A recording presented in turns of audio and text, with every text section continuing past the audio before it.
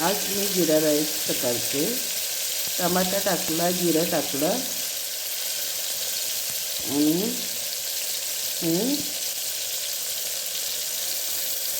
हे तांदूळ घेतले स्वच्छ धुवून.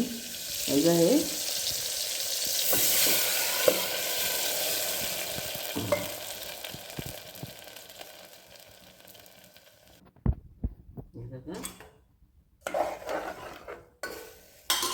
आणि आता हे पाणी होते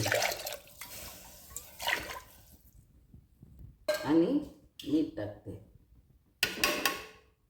आणि कोथिंबीर टाकते.